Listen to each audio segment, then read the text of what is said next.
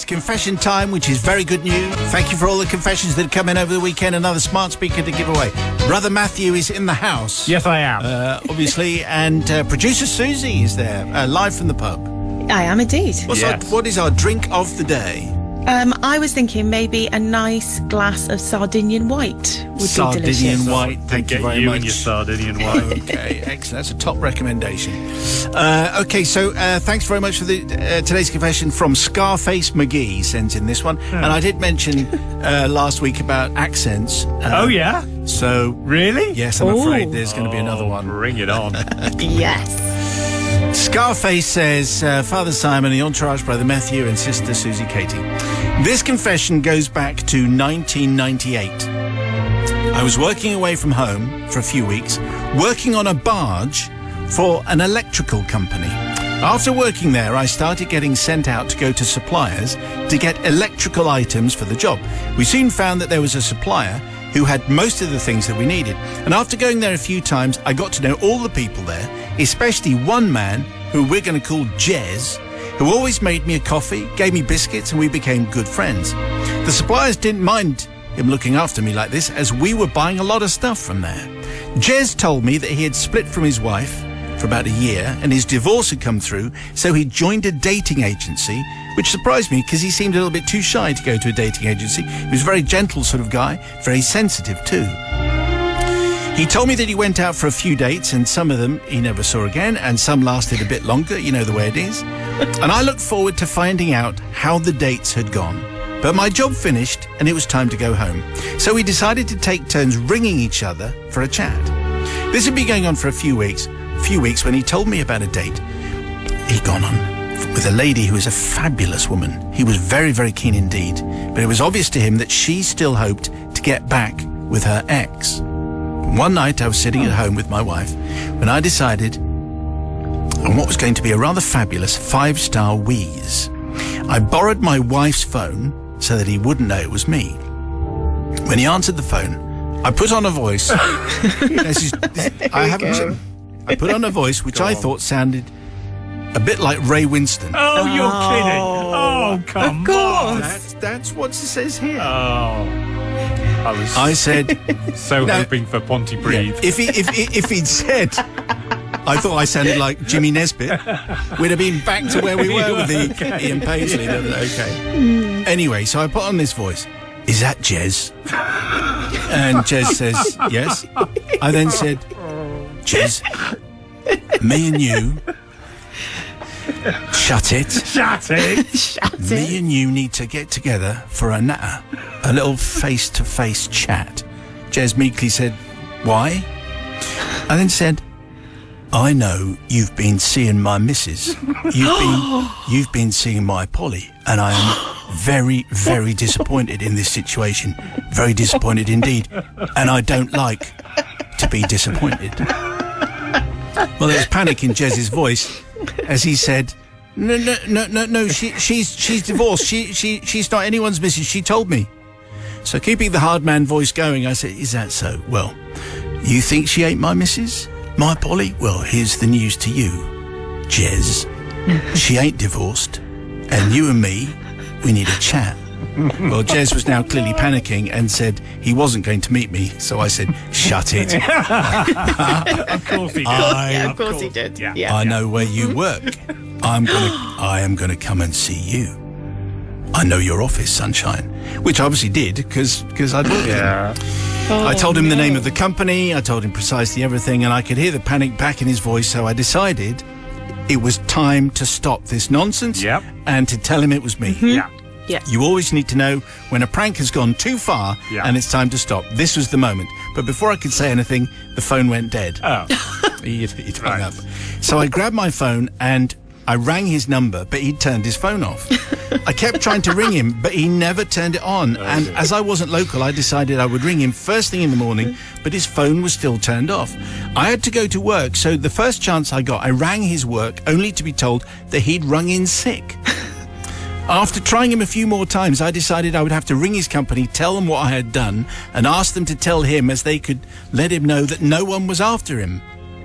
Over the next few weeks, I tried ringing, but at first it was turned off. Then I got a message that his number was no longer in use, and I don't think he ever got the message that I wasn't a thug, and that Polly's ex wasn't a thug either. Wow.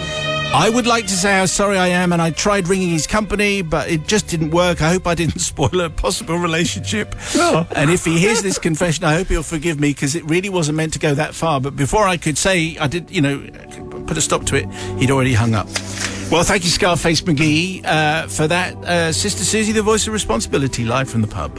Well, Scarface McGee, I just think it went a bit too far, didn't it? Jez was really nice to you. He got your cup of tea, he got your biscuits. You didn't have to do that. You said he was sensitive. I don't think it was very funny, and I'm not going to forgive you. I didn't think you would. Yeah. Brother from another guy. I mean, it did go too far, this, didn't it? I'm pretty much, there's not a lot in this that is forgivable. You'd have to have the morals of a sewer rat not to give. Guilty as charged.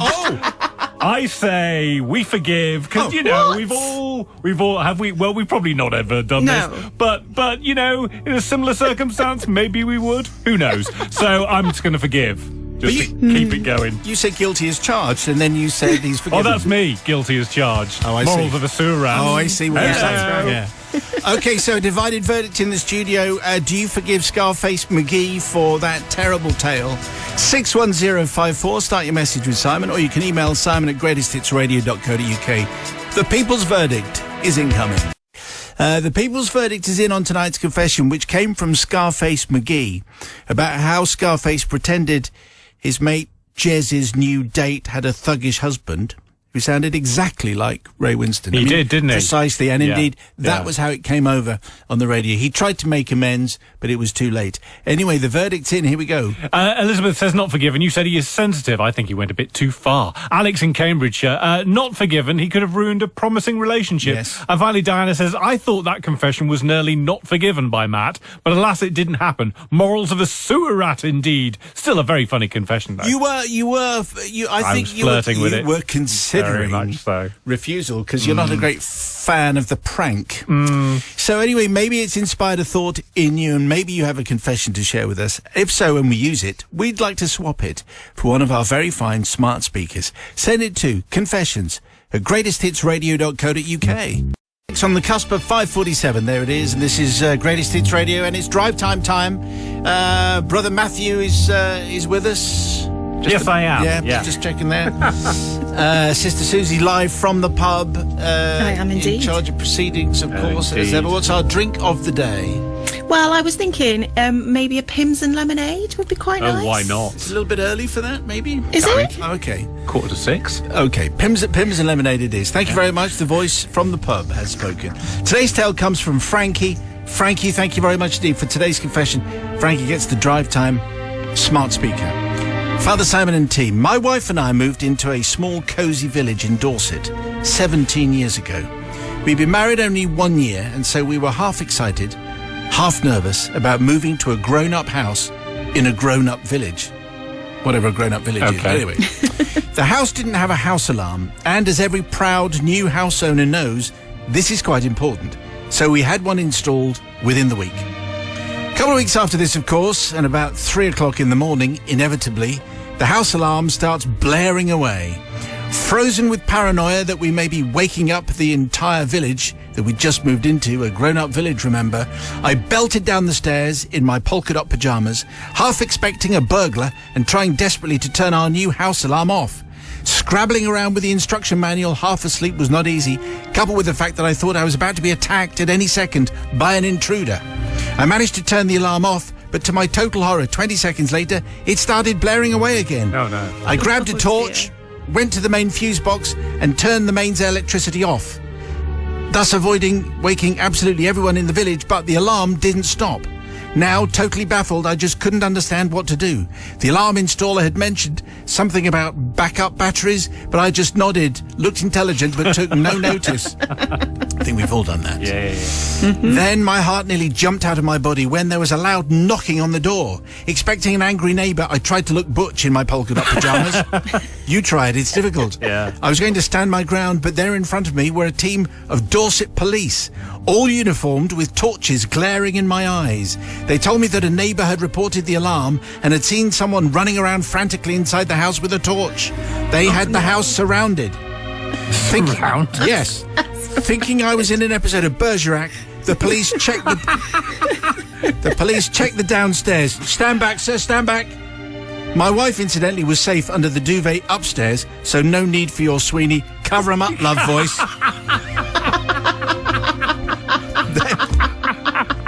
You know me too well. Oh, wow. Then they checked all the other neighbours' gardens, waking up the whole street with their flashing lights, heavy boots and ceaseless radio chatter.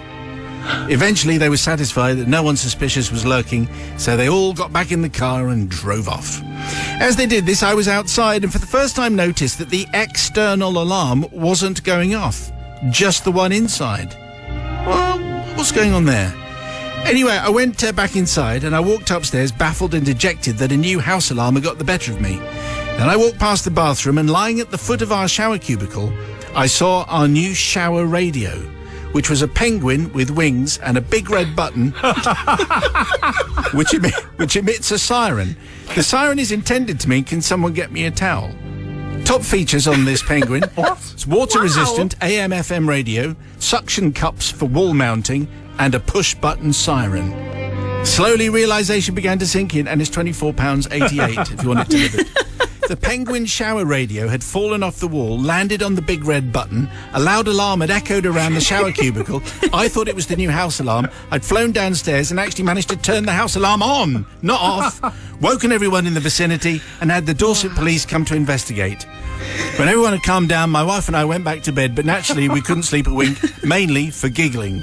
However, this incident has left me with guilt for years, and I would like to finally put the record straight and apologise firstly to all our neighbours, some who took a good long while to speak to us again because they thought we were crazy, and secondly, most importantly, to the team of Dorset police who were called out at 3 a.m. to deal with a penguin shower radio.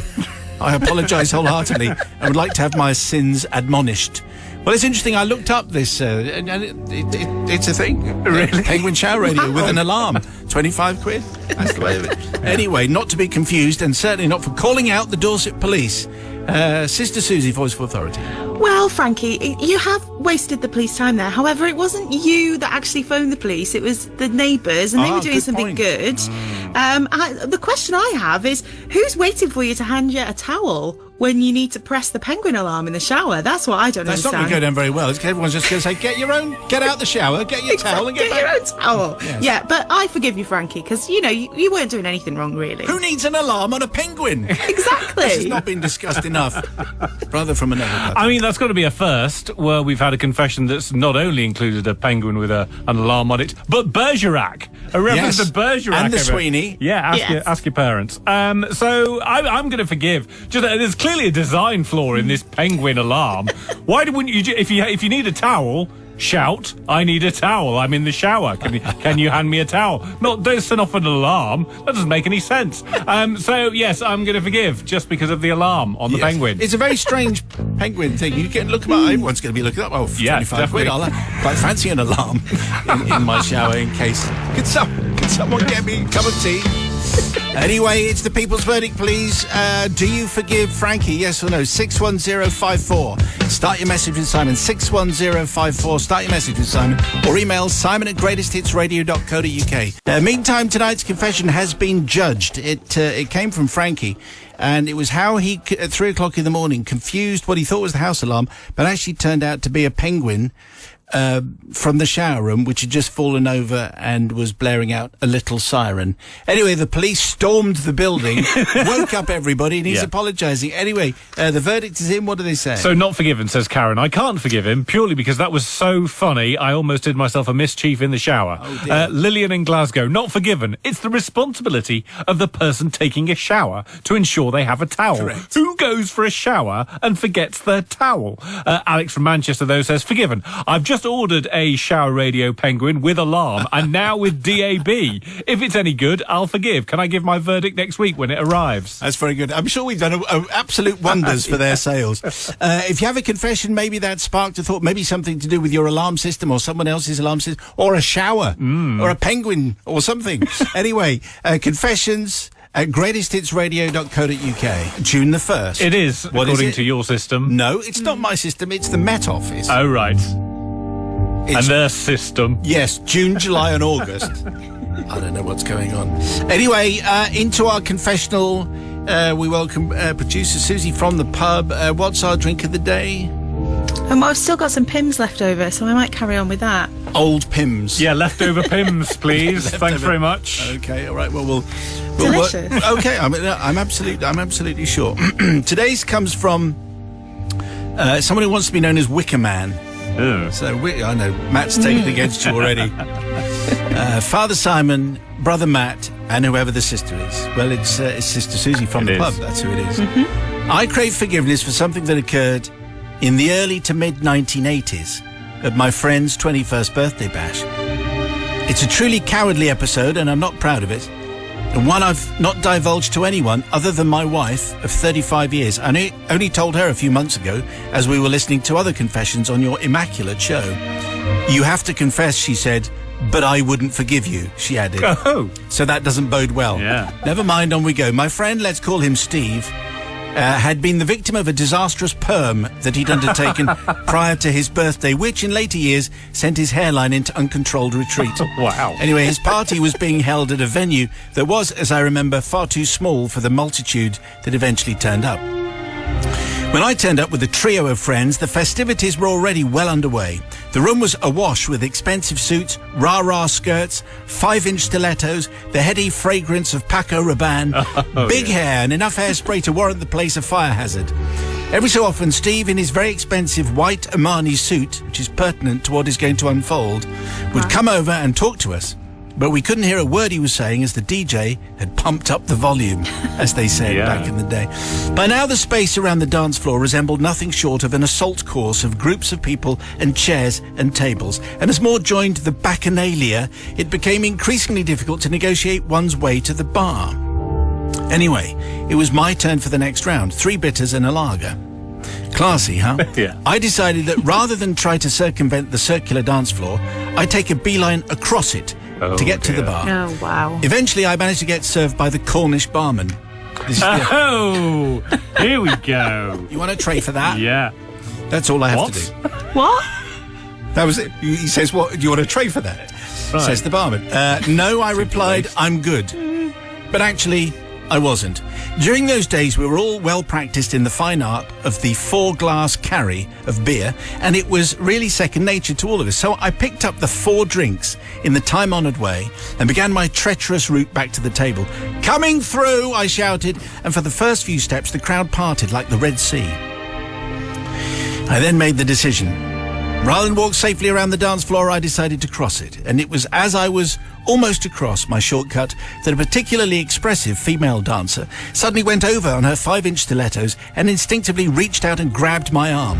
She quickly regained her balance and continued to dance, totally unflummoxed by her near fall. Unfortunately, the same can't be said for my 4-glass carry equilibrium, which was suddenly and irretrievably compromised as I felt a glass slip from my grasp. Luckily, it fell harmlessly onto the surrounding carpet next to the unoccupied table, but another was headed straight to the hard wooden dance floor. I somehow managed keepy-uppy with it. What? Until got it over to the carpet. Having broken glass would not have been good on the dance floor. No. As a result, the contents of both glasses were either being safely soaked up by the carpet or, slightly more worryingly, possibly finding its own level on the wooden dance floor. I determined then to tell the bar staff of the incident so that they could mop up the spillage. I still had hold of 2 glasses, but noticed that each of these now held only half the requisite amount of ale. It was a major spillage.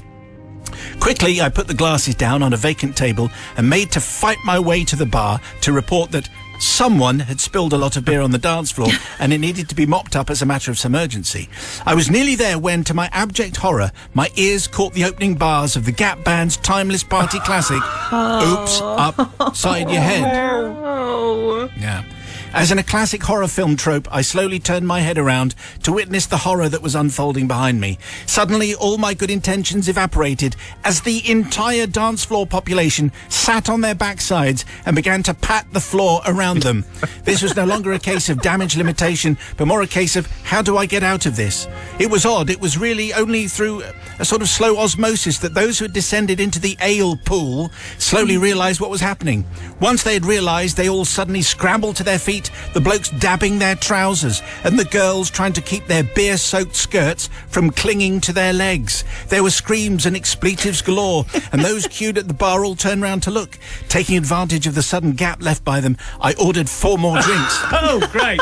Good. I took There his we offer go. of a tray, you want another tray, and steadily made my way back to our table, taking the longer but safer route through the tables and chairs. What's going on there? Asked my friend when I arrived. I turned round and, well, there's quite a kerfuffle going on. Don't know, I said. I think someone spilt a drink on the dance floor. Well, he laughed his head off. A minute or so later, Steve arrived with his ruined hair plastered to his head due to the damaging humidity. And here I've tidied up all the expletives that seem to arrive after every alternate word. Spoken in an impeccable Scouse accent, which I am not. No. Which I am not going to do. Some flipping bar stewards spilt flipping drink on the flipping dance floor, and I've flipping gone and flipping sat in it. Flipping everyone's flipping soaked through. And true enough, the trousers of his pertinent white Armani suit sported a large damp patch on his derriere. But hey, nice pants, Steve. Yeah. Shamefully, I feigned utterly believable innocence and said, oh, that's terrible. You'd think someone would have owned up and got someone to mop it up. As I said, cowardly.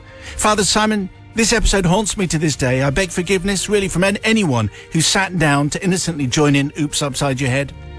But mainly, I crave forgiveness too from my wife, who now sees me in something of a slightly different, if not slightly diminished light, for reasons that I think you now understand. And who could blame her, says Wicker Man. Well, beer spillage is something that Sister Susie's going to feel very strongly about. What do you say? Yeah, Wicker Man. I just think I've seen many people trying to carry more than what your hands can carry. Don't do it. Take the tray. You should have taken the tray. They offered you one. Yes. You also should have walked the long way round. Who takes 4 pints across a dance floor? Nobody. Idiots, that's who. I'm afraid I agree with your wife, Wicker Man, and you're not forgiven. Yeah, I thought that was exactly what was going to happen.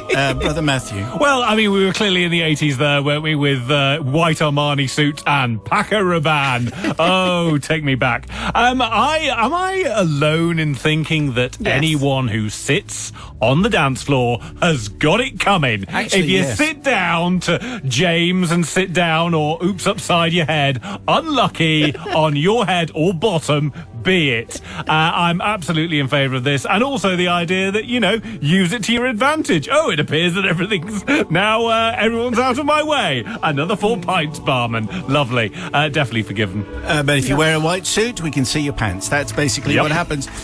So it's the people's verdict, please. Do you forgive Wicker Man, yes or no? On the text 61054, first word is Simon, 61054, and the...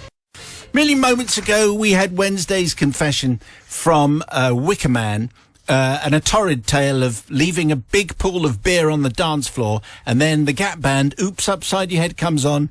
A lot of embarrassment. He's only just told his wife, who says, not forgiven. What does everyone else say? But Juliet is forgiving. She says, I'm on my way in for a night shift. The pure comedy of this confession and great memories from the 80s. Brilliant. But Louise in Lincolnshire says, not forgiven. Reminds me of a wedding when I was doing my usual twirl at a particularly twirly bit of music, and some silly bloke had a drink in his hand on the dance floor. So, of course, it went everywhere, especially over him, thank goodness. But Jan and Mark in Redditch say, forgiven. Anyone who sits on a dance floor deserves everything they get. Did you leave that to the end because that's the one you agree yes, with I the did. most? Correct. Your confession, please. Maybe you have a dance floor confession. We'd like to hear it. You send it to confessions@greatesthitsradio.co.uk. And if we use yours, then you get a smart speaker. That's the way that goes. Confession time. If you have a confession, spend your long bank holiday composing it and then sending it to confessions@greatesthitsradio.co.uk. And then if we use it, you get a smart speaker. That's basically the way it goes. And into our confessional collective, Brother Matthew is obviously still here, making her debut, producer Ellie, Katie Susie. We just basically add a name every time. You're very welcome. Hello. Listen very carefully. You have to be the voice of responsibility. Yeah. Extra pressure. Today's comes from Tommy. Tommy, thank you very much. There's a slight accent that I have to do at the fabulous. end. So I hope I don't upset anyone with that. So, dear Father Simon, the brother from another gutter, and the ever-forgiving producer, who this day turns out to be producer Ellie. I start my tale of woe on a family skiing holiday in the early 90s when we meet and make friends with a lovely group of well-educated, talented and destined for greatness younger couples. Much laughter and fun ensued and a very happy holiday was had by all. Roll on some years later and one of the guys has climbed to the corporate greasy pole and had obtained a senior posting for the family in Germany, along with the usual trappings of the expat, with lovely house, car, great family lifestyle just outside Dusseldorf. Obviously, we jumped at the chance to visit for free holidays as often as possible to impose on their hospitality and explore the surrounding areas.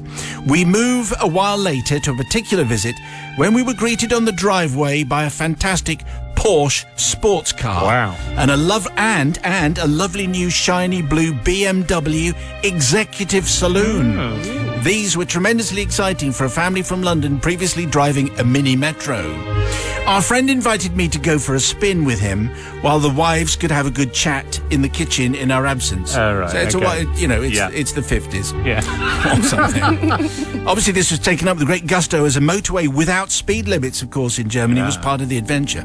So off we go in the posh car with stylish leather seats and an interior that could have come out of a spaceship and the sporty engine tone you get from German sports cars. All went very swimmingly and we had been going for about 20 minutes when my friend came up with the idea that I should take the helm and put it through its paces. Very excited, we swapped places, having pulled over, obviously. And I pulled away from the minor road and joined the unrestricted motorway, and to the command of "put your foot down," changed down the gears and gave it full throttle. Well, we realized that something was very wrong when we were greeted by the pungent smell of petrol, silence from the engine, and rapid loss of speed. It became obvious that I had changed from fourth to first gear at full throttle and actually destroyed the engine. Oh dear. To say that I was slightly embarrassed would be an understatement and wished for the ground to open up. It was, of course, only interior damage, interior Armageddon. The exterior still looked amazing.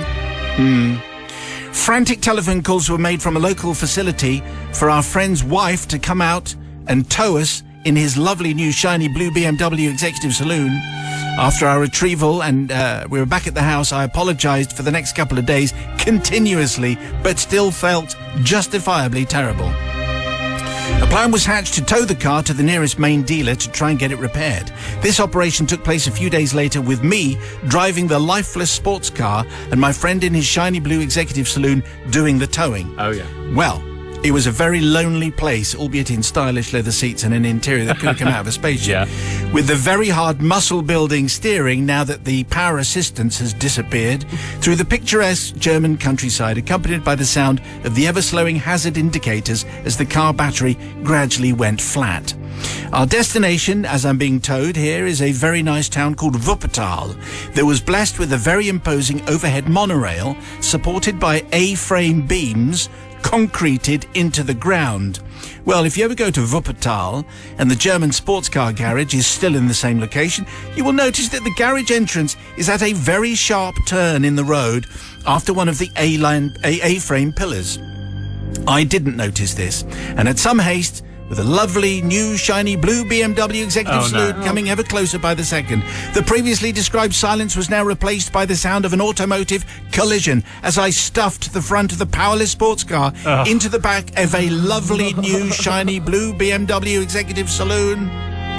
More embarrassment. I believe it was at this point that the German car mechanic came over, shook his head, and I think he might have said, "For you, Tommy, the drive is over." I don't think he did say that. He might have said that. Father... What? What are you saying? Please. Father Simon and the best-looking team on radio. Obviously. I do not seek forgiveness from our friends. As a couple, they remain our best and most loved friends we have followed them around the world, staying at their palatial houses and sharing all the trappings of a very senior corporate lifestyle. Also, the story has been relayed at many functions and gatherings. I do, however, seek forgiveness for subjecting our friend's wife, who was tasked to explain what had happened, to the insurance company to enable a claim on the warranty. I'm sure every word that she said was truthful and contained no errors or exaggerations at all, because you don't do that. No, you don't. When you're feeling, because it's not right in any country. So it's Tommy. So Tommy wrecked the engine and then proceeded to wreck every other bit of the executive sports car. Sister Ellie speaks first. Goodness me. I think definitely... I know he's not looking for forgiveness, but I don't think he should have it. Okay. He's riding on the coattails of his friend. He's a sponge, isn't he? He's a sponger. And I just think that this is, made consciously, unconsciously, I don't know, but I think that he's jealous. And I think that he saw those lovely sports cars in the drive and was like, I'm going to mess them both up. So you're not forgiving? Maybe I'm too cold and heartless. I think you are, almost certainly. That's how you Well, I think you've got a point. I mean, who goes from fourth into first? That's really difficult. That's You bad. can't go from fourth into first. They're nowhere near each other, in my experience. Have you driven a Porsche? Not recently, no. But we should remember that he's taken us through the joys of Wuppertal and the A-frame concrete beams, and for that reason alone, surely we should be forgiving. Because which of us could honestly say, having been in Wuppertal with their A-frame beams, we wouldn't have done the same? So I forgive. Plus, we got the German mechanic to speak. Yes, we did, with his ridiculous, definitely made-up phrase. Yeah. It's the people's verdict, please. Do you forgive Tommy? Yes or no? On the text 61054. First word is Simon. You can email simon@greatesthitsradio.co.uk. The people's verdict, please. 61054 on the text. First word has to be Simon. Tonight's confession came from Tommy, who managed to wreck the inside of a Porsche and then the outside of a Porsche. People's verdict like this. So Ruthie from Hull says, forgive and only did what he was told. When someone says, put your foot down, you put your foot down. Chris in Stockport, forgiven. Seeing as he'd already caused interior damage, it was the friend's responsibility to tell Tommy about the odd turning in a country he'd never driven in. Fair. And Leanne and Jamie in Bridgend say, forgiven. It's clear that his flashy ski friend only invited him to show off his cars and his wealth. He got what was coming to him. So, thank you very much indeed, Tommy. You get the smart speaker, and if that's provoked a confession in your soul, send it to confessions@greatesthitsradio.co.uk.